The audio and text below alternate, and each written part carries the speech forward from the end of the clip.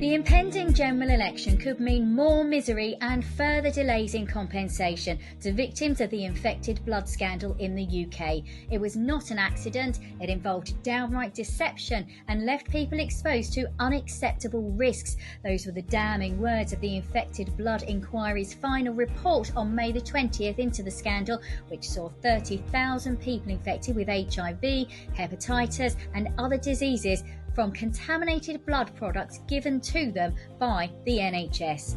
I'm journalist Angela Walker, and in this podcast I talk to inspirational people and discuss underreported issues. My guest today is barrister Clive Smith, who's the chair of the trustees of the Haemophilia Society. Thanks for joining me, Clive. I know you've got severe haemophilia, and I'd like to ask you how this has touched your life on a personal level. But first of all, Sir Brian Langstaff's report could hardly have been more scathing. What were your initial thoughts?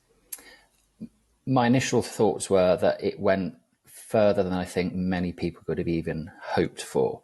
So when we heard evidence at the public inquiry, for example, about when we first licensed blood products to be imported from the US back in 1973, for example, there was then evidence later on about people with mild haemophilia or moderate haemophilia who perhaps sometimes only ever had one injection, but sadly then became infected either with HIV or hepatitis C or sometimes both. And so I know in other inquiries there have been shades of grey about people's infection. So, for example, if you compare Ireland from January 1985, for people who are infected with HIV from then onwards, they received larger compensation payments because the chair of that inquiry felt that the state of knowledge at the time meant that the reality of people being infected from then onwards was something that should never have happened. It was almost entirely preventable by that stage. But instead of getting into detail like that, Sir Brian was just so clinical and forthright in his conclusions. And he said that in 1973, the decision to license those products was wrong. And so we never got into the discussion, really. We can if you read a bit more of the report, but there was almost no need for the rest of that discussion in terms of whether people should have been treated with this or not, or whether they could have been treated with something else. He just said the decision to import those products and license them in 1973 was wrong. And of course, he then went on to say that much of this could and should have been avoided because he said more money should have been invested in heat treatment, which meant by the late 1970s, hepatitis C really should have been being killed in terms of blood products. And then completely inadvertently, you would have actually found a system that would have killed HIV to the point of almost extinction, so that very few, if any, people ever would have been infected with HIV. And I think those conclusions are so compelling and clear that, as I say, I think even the community were shocked and stunned about how far he went in terms of saying when this could have been prevented. So for many, though, because of course he then went on to say that much of this could and should have been prevented. And I was there on Monday the 20th when the report was published. And for some people, it was just too difficult to read, to know that this could have been prevented and their loved ones weren't there with them, sat next to them, was just too hard. So a bittersweet day, really, for many, because it's what so many people have never dared to dream. And just having the report in your hand, I've got it here, and it's so strong, it's so compelling. Seven volumes. Certainly not got through all of them yet, but I will. And it really was a day that nobody really dared to dream happening, and it did, and it has, and it's still sinking in, certainly for me, and I think for many other people too. I think one of the things that's so shocking is, yes, mistakes were made, but along the line, many medical people, professionals, were involved in covering up mistakes, covering up the fact that they knew people had HIV and that people were still being infected. I mean, what's your stance on that? It is. It's just appalling. And I think for so many years, people have been dismissed as conspiracy theorists because actually when you tell people about this, their jaw hits the ground and they think, well, surely that can't happen in a Western civilized democracy. And sadly, it can, and it has. And I think one of the things that struck me when I was at the inquiry one day is that Sir Brian has taken aim at, at government, at civil servants, at pharmaceutical companies, at medical professionals and others. And it just feels like every layer and level of protection that was there for patients and for people failed. And it failed in the most horrendous way, as you say. And not only that, but it was compounded then by the cover-up.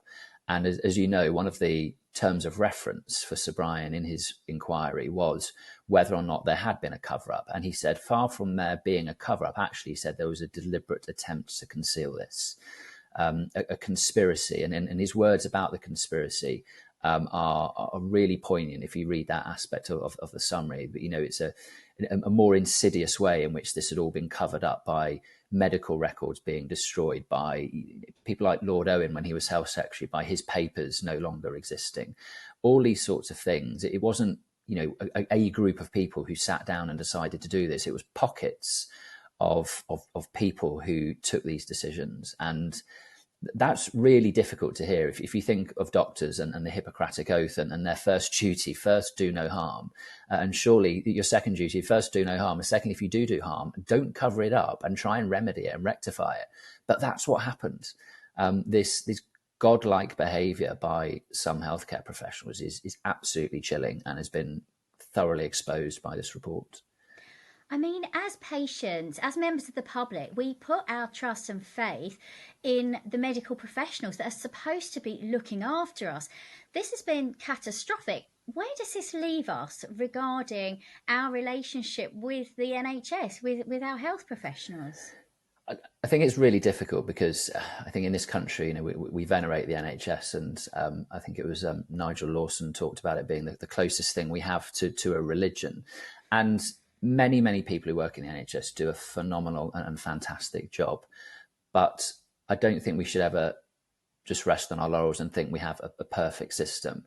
I think it has, for many people with haemophilia, and of course others who were infected through blood transfusions as a result of childbirth or surgery or going into A&E, for example, it has completely shattered their trust in healthcare professionals. But not only that, but in the state, in society. As you say, when you go into hospital, you go in because you're vulnerable and you put your trust in somebody to look after you at your most vulnerable moment, when you're giving birth to your child, for example, or when you have been involved in a major car accident, or when you've got a severe bleeding disorder and you're going in and you're putting your life in their hands, and you don't expect to walk out of there worse off than when you went in. Not only that, you don't expect it, as you say, to be covered up. I think times have moved on, but I think we're a long way from the relationship between patients and healthcare professionals being perfect. And one of the themes, I think there were 6 themes in Sir Brian's report, one of them was the patient voice, and the fact that was completely subjugated, and it was not even second best at times, it was third or fourth, and others were listened to. So, when healthcare professionals did this, then it was civil servants and ministers who were fed lines about receiving the best possible treatment based on the best medical advice, and the patient voice was just relegated to the bottom. And so there needs to be a rebalancing of that. And it's welcome that in Sir Brian's report, one of his recommendations is about training of healthcare professionals, and the BMA, for example, the British Medical Association, the training of doctors. And I think what I and many others would like to see is people who have been victims of this scandal actually being involved in the education of healthcare professionals. I think one of the really important things about the contaminated blood scandal is that it didn't just happen here. This is a worldwide issue. Places like America and Canada and Ireland had their inquiries many years ago and dealt with this problem. We haven't had these decades of burning injustice that we had in the United Kingdom. So we need to be educating healthcare professionals during the educational phase of their training. It's almost too late, I think, once they get into hospitals or GP practices and they get into the institution itself, because there is a risk. There's a risk for everyone working in certain jobs, but of people becoming institutionalized. And so you need to get to them early, I think, and have that education piece, because I think that's the only way that the patient voice is going to be promoted, and patient safety is going to be everybody's primary concern when treating people. And it's so interesting, Clive, that you're talking about this kind of way that people get swept along with the culture of the institution that they're working for. And we were chatting earlier about a man who was positive for HIV, and his GP covered that up. Tell us a bit more about that, because he didn't even tell the patient that he had HIV. No, we had the Haemophilia Society had a member a few years ago who was in the press, and he was telling his story about the fact that he was infected with HIV when he was a patient at Birmingham, and his doctor had been testing him without his knowledge and found out he was HIV positive and then didn't reveal his HIV status to him. That patient then moved from Birmingham to Leicester, and when he moved, his consultant wrote to his new consultant in Leicester and asked him not to share that diagnosis with him. And the doctor in Leicester agreed not to share his diagnosis. Some years later, the patient then moved from Leicester to Stafford, I think, from memory. And when he got to Stafford, that letter didn't go from the Leicester consultant saying, please don't tell him. And when he got there, he was literally told in the doorway as he was walking into his first appointment with his doctor, hello, I see you're HIV positive then. You've probably only got a few years left to live. And that was the start of his relationship with his healthcare professional, with his doctor. And when you have a condition like haemophilia, or indeed any other lifelong condition, those relationships are really important. Your doctors, your nurses, your physiotherapists, all those sorts of people, they become part of your family. You know them by first name. You can pick up the phone often and speak to them directly. There's no need sometimes to go through reception, and they really do become part of the family. The reason I am chair of the board of trustees is because my former haemophilia nurse at Great Ormond Street encouraged me to apply to become a trustee. So, it's over 20 years since I left Great Ormond Street, but I'm still in touch with my nurse. So those are the kinds of relationships that people have when you have lifelong conditions. And so for that trust to be shattered and destroyed is really damaging to people's long-term health, because I've spoken to people who don't like going into hospital, and not just hospital generally, but specifically the hospital where they receive their diagnosis. And I remember speaking to my doctor recently, and she said to me that as healthcare professionals, they often think of it as just a hospital, but it's not. It's the place where people receive their diagnosis. And that can be incredibly triggering for people. So when they do have issues with their haemophilia, they don't go to hospital. They don't access their healthcare. They end up staying at home and resting and having internal bleeds and having further damage to their joints and all those sorts of things. And then they become depressed, and that affects their relationships with their partners, with their family, with their children, with their job, all those sorts of things. The generational harm that this has caused cannot be underestimated. We think of this as something that's happening in the 70s and 80s, and it was. That's where the initial ripples of this earthquake were felt, but it continues to shatter and destroy people's lives today, sadly. Of course, and people are still dying all the time, and many people are dying and they haven't received any compensation. Their families haven't received a penny. And we talk about compensation. It's not just because they were wronged. These people were unable to buy houses. They were unable to hold down jobs because of their illnesses that they received because of these contaminated blood products. Now, I know in February last year, Sir Brian Langstaff recommended compensation be paid and quickly. And yet there's still been more delays. Let's talk about the compensation side of it then. Yeah, as you said, it's about 2 years ago now, Sir Robert Francis, who was the chair of the public inquiry into the mid-staffs.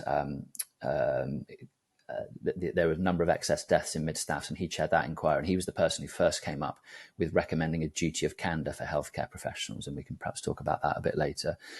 He submitted that report to government and to the inquiry. He gave evidence to the inquiry.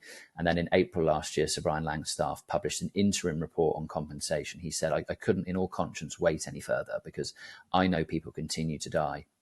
And just having that peace of mind of being able to go to their graves, knowing that their loved ones and their family members will be looked after, is hugely significant. And so he published that interim report and said to the government, get on with it. They didn't, that they still haven't, and that should have been up and running by the end of last year. The government said two things. Firstly, they said they would publish their own response to the Sir Robert Francis report. They've still never done that. Secondly, what they said is that they couldn't respond to Sir Brian's interim recommendation until they received his full report. On the 20th of May this year, we received Sir Brian's full report. On the 21st of May, the government published their response in terms of their proposals for compensation. Quite how they managed to do that overnight, I don't know. I'm being cynical, of course, because the reality is they didn't need that report. They could have done it. They could have got on with it, and it didn't happen, which is appalling. And actually, as a result of that, Sir Brian Langstaff has done something which I think is unprecedented in a public inquiry, because one of his terms of reference is the timeliness of government response. And the timeliness of the government response to his recommendation on compensation is still something which he is actively considering. So whilst he said, well, here's my final report, he's not closed the book or closed the final chapter on this inquiry. And he said in 12 months' time, he said, I want a response from government saying how you are taking forward my recommendations or why you are not taking forward those recommendations.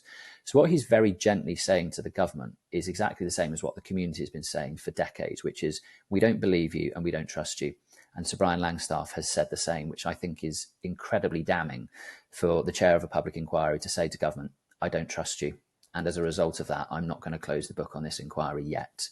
You need to sort this out. You can't keep having public inquiry after public inquiry where reports sit on shelves in Whitehall and gather dust and we don't learn the lessons from the past. This cycle has to stop and it has to be broken now.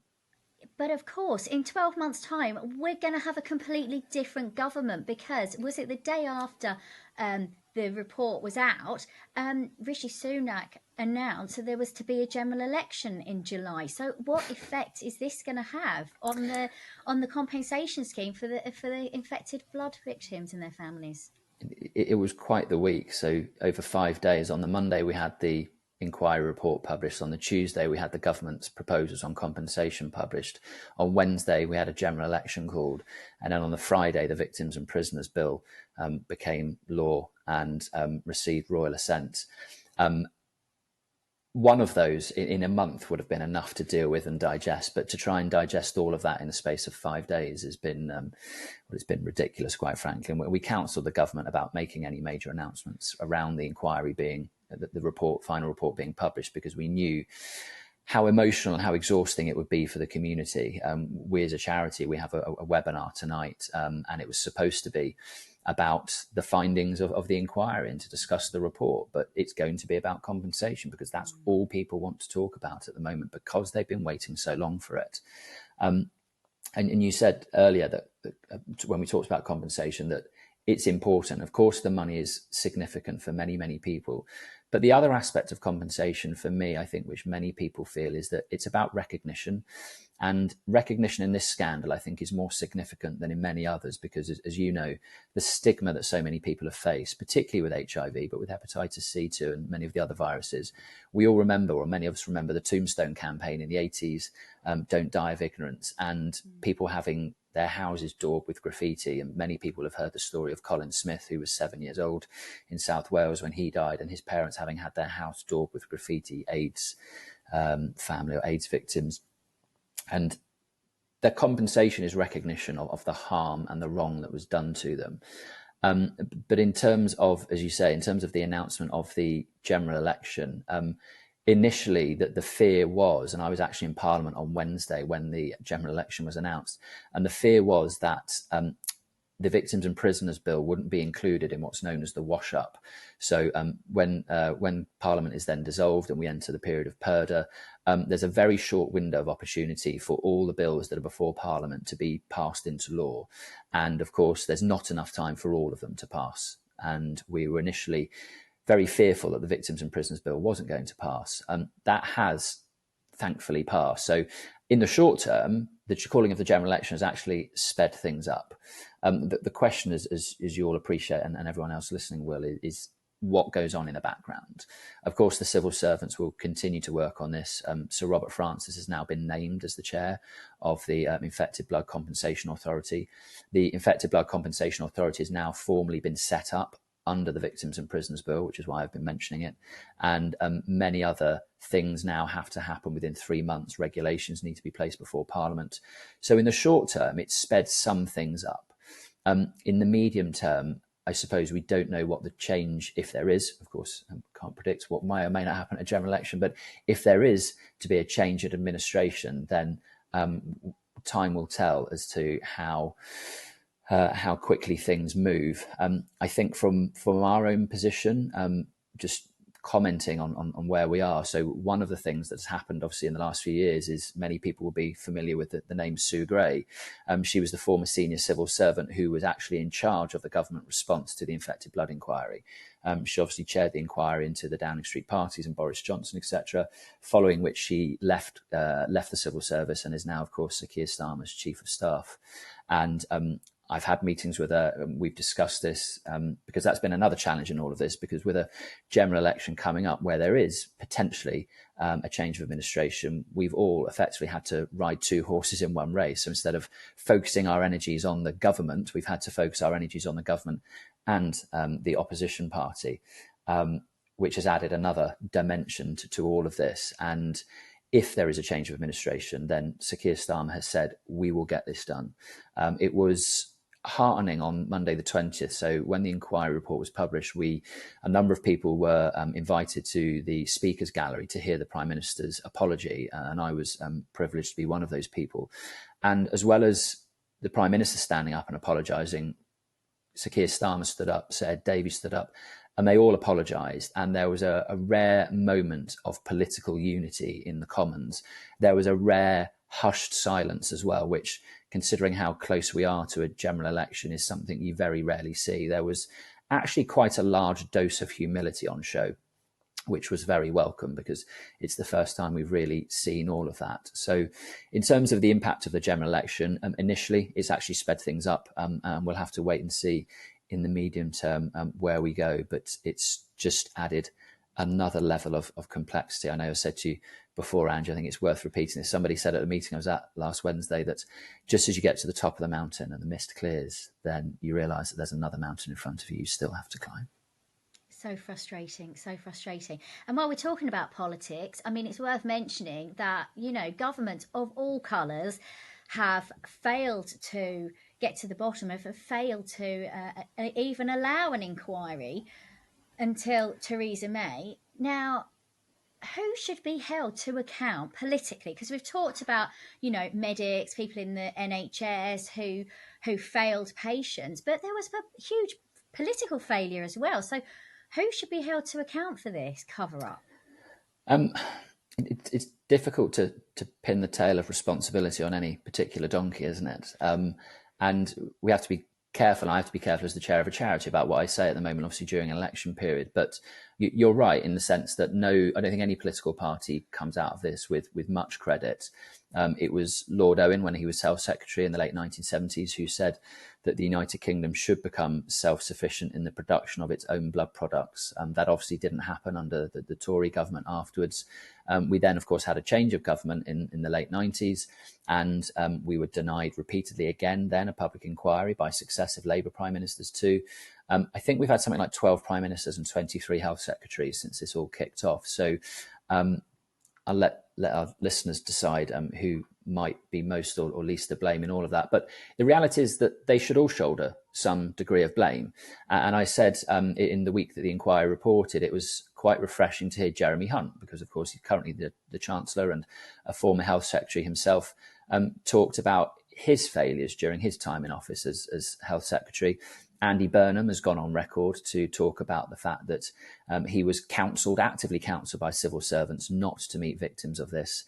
Jeremy Hunt talked about this really powerfully in his evidence. He talked about the case of Nazanin Zaghari-Ratcliffe and the fact that he was actively counselled by civil servants not to meet her husband. And of course he did, and we all know how that ended happily with her release eventually. But there were all those levels of barrier within our political system that civil servants were counselling politicians and ministers not to meet with victims. And there was, Sir Brian called it a lack of curiosity, a lack of professional curiosity by ministers, that when they were told things, they simply swallowed it and they accepted it. I think to give politicians some, not credit's the wrong word, but I think in today's day and age, it's far easier to access information and get things out there, particularly with things like Twitter and X, and the fact you can just go online and Google things. So if somebody tells you something, you can actually go and fact check it, I suppose is the phrase we'd use today, rather than simply being told, well, your civil servants have gone away, this is the homework and research they've done, and this is the position. And many ministers having to be able to say, well, okay, I can't really go anywhere else with that. But as Sir Brian said, there was a complete lack of curiosity. And people like Lord Kenneth Clarke, when he gave evidence, his evidence over 3 days was patronising at best and offensive at worst. And at the end of his evidence, he said that he didn't even know what the treatment today for haemophilia was. And of course, for most people, it's an injection into a vein. But he said, well, what, do you just take a tablet? Is that it? And it was so condescending and patronising. What was abundantly clear to everybody is that Lord Clarke had never met a single victim of the contaminated blood scandal in his life. And as a former health secretary who was in office during the early 1980s, that is a damning indictment. There is this barrier between politicians and people, the people who are there to represent and they are there to look after and there to protect. And that barrier has to be broken down. Again, going back to the patient voice, or just the citizen's voice being heard by the corridors of power, and actually them learning the truth from them rather than what they're told by civil servants. I was going to ask you about Ken Clarke, because when I saw him giving evidence, I was absolutely dumbfounded by the way that he was just so dismissive of the whole scandal. To be honest, the way that he spoke. You were there at the time. I mean, what were your initial feelings? Because it was so shocking, so shocking. It was, and I think Sir Brian described him as combative. And well, that's very kind. Well, quite. That's a polite way for a High Court judge or former High Court judge to describe his conduct and behaviour. But he was combative in a way that he didn't need to be. In a way, he was symptomatic of the way the state has treated people, and it was. If you look at things like Hillsborough and Bishop James Jones, he published a report at the behest of Theresa May, actually, when she was Home Secretary. She asked him to write a report about the experiences of the Hillsborough families, because she didn't want anybody else to have to go through what they went through. And Bishop James Jones' report, he entitled "The Patronising Disposition of Unaccountable Power." And Kenneth Clarke was the physical embodiment of that phrase when he gave evidence. It was deeply offensive. And as somebody said to me, two things. Firstly, he has no emotional intelligence. He never apologised. He never thought it was appropriate to apologise. He never sympathised with people's positions. And secondly, it feels like he's just been a politician for so long, he can only ever see this through a political prism. It was all still about politics for him. There was absolutely no humanity from the man. And I think that's what compounded what people have thought about Kenneth Clarke for years, the way he behaved over 3 days of giving evidence. Do you think there should be any repercussions because of the position he was in at the height of this? Well, I've said in other interviews, I know some people are calling for him to be stripped of his peerage. That's not my position. My position is that if he wants to apologise to people and apologise properly, then he might want to consider giving it back himself. So as far as I'm concerned, the ball is in his court. He's kept a low profile so far, as have many other politicians. I've mentioned a couple of former health secretaries by name, but it'd be very welcome if other health secretaries or indeed prime ministers wanted to come forward and say, sorry for not calling a public inquiry sooner. I was wrong.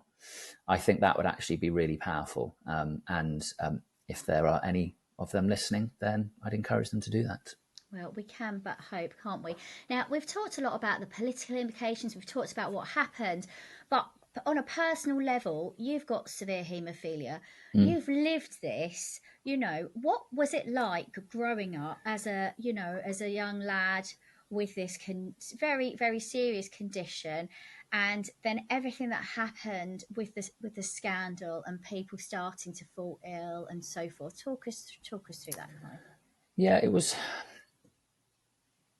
It's obviously, it's been really difficult, obviously, growing up under the shadow of this. And at the time, of course, people didn't know whether they'd been infected, and then if they were, they didn't know about life expectancy. And I've sadly lost several friends to all of this throughout. Haemophilia, when I was born in 1980, was a far more serious condition than it is now. It's still obviously a very serious condition, and people can still potentially die from things like brain bleeds, for example. But it meant initially that if you needed factor, you needed to go to the hospital. So many people talk about the hospital becoming a second home. It wasn't a second home. It was a first home for me. I spent a lot of time there, in fact, more time there usually than sometimes at home. And growing up sort of near Windsor and going to Great Ormond Street, it was an hour there on a good run and, on a bad run, 2 or 3, and then coming home. So it really did take up a lot of your life, and it was limiting in the sense of being at school. For about 2 or 3 years, 3 weeks out of 4, I'd go into school on crutches or in a wheelchair because I couldn't walk properly, because you end up having bleeds into your internal bleeding into your joints where they swell up, and you obviously then can't bear weight on them. And then obviously by doing that, anyone who's broken a leg or an arm will appreciate that you lose muscle around it. But of course, if that keeps recurring, it becomes what's known as a target joint. And so I can't, for example, touch my shoulder with my left elbow because I had lots of bleeds into that when I was very young. My left ankle and my right ankle have both had bleeds into them over the years. So it was challenging. But because of that, because you spend so much time there, you spend a lot of time with some other people there too, and they become your brothers to an extent. So I had a good friend, Stuart, who was 2 years older than me, who was also at Great Ormond Street, and he was sadly co-infected with HIV and hepatitis C.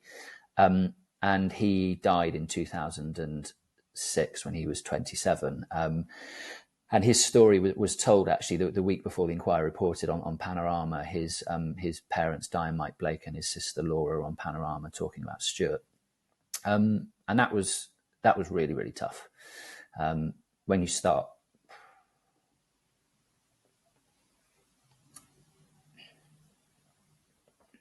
lose your friends to this, it's just horrific, absolutely horrific.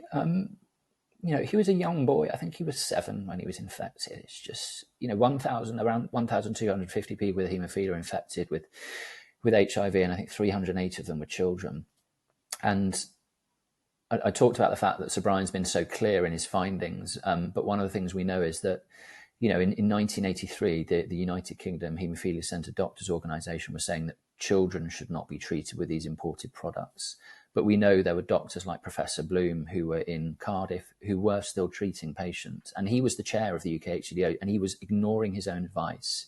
He was part of the cover-up. And I think Sir Brian described his actions as unfathomable. And I don't think anyone will ever be able to work out what was going on in Bloom's head. And Sir Brian was clear that children at places like Trelaw School in Hampshire were being tested on. They were vulnerable. They were at a school away from home, away from their parents. They had a rare bleeding disorder which made them even more vulnerable. And then their vulnerability was completely taken advantage of by testing and experimentation by doctors there. And it's just horrific to think about. It really is. So growing up with all of this has been challenging, but it's been the privilege of my life to be the chair of the society during this time and actually get to where we are. It's been I don't think I'll ever hope I don't have to go through anything like this ever again in my life. And it's people like Stuart that when you're tired and you're worn down by government and others, that it's because of Stuart that you get up every day. So the day the inquiry reported, I tweeted a picture of Stuart and his sister. And I just wish he was here now to see what we've achieved. I'm so sorry, Clive, you went through that. And Stuart will be so proud of what you've achieved. Yeah. He'd be laughing his head off. I think that tweet got over 1,000 likes.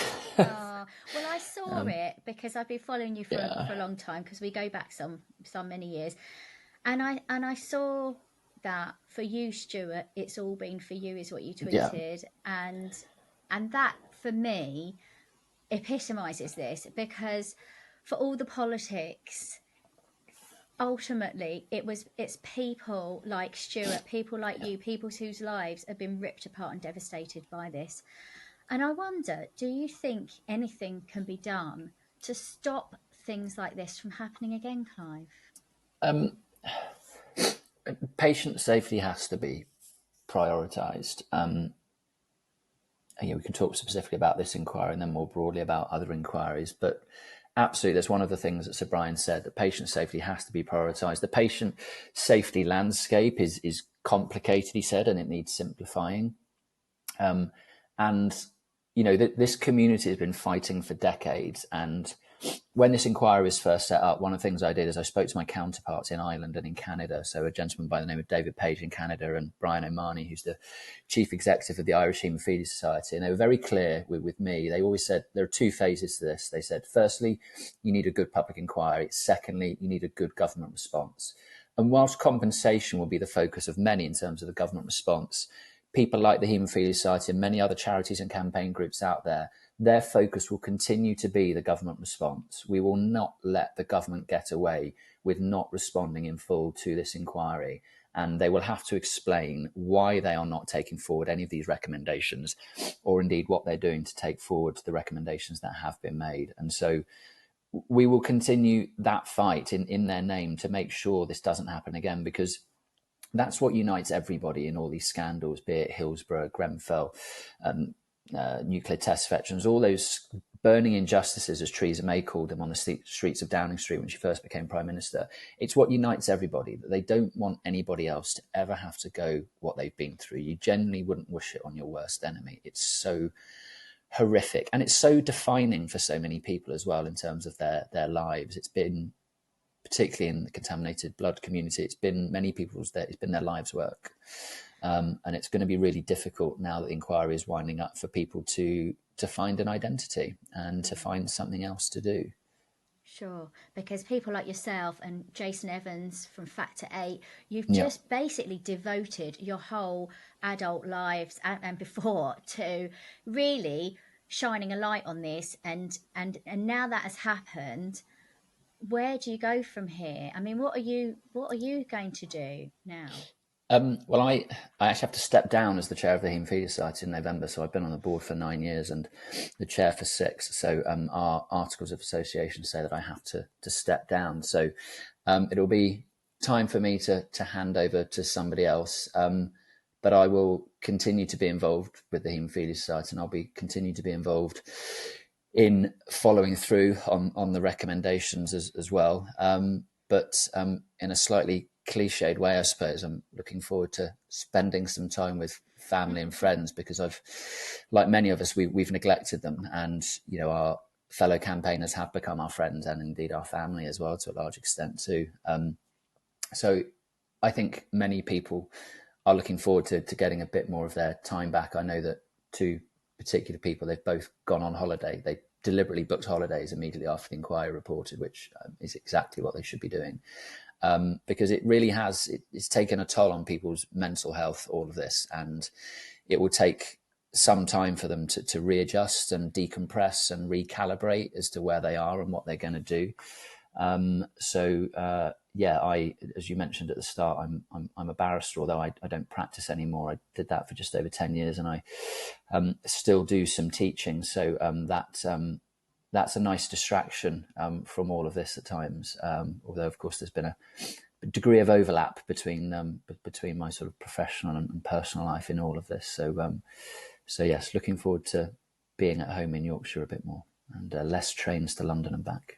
Clive, thank you so much for talking to me. Thank you for being so open, because you've been through so much, and I know you must be exhausted after all of the developments over the past week and the fact that you've devoted so much of your time and energy into this. The emotional toll has been great. I can see that. So thank you for talking to me today. Pleasure. Thank you very much. You've been listening to Angela Walker in Conversation. I hope you've enjoyed the show. Don't forget to subscribe, click to follow. You can find me on Instagram or check out my website, angelawalkerreports.com. Until next time, goodbye.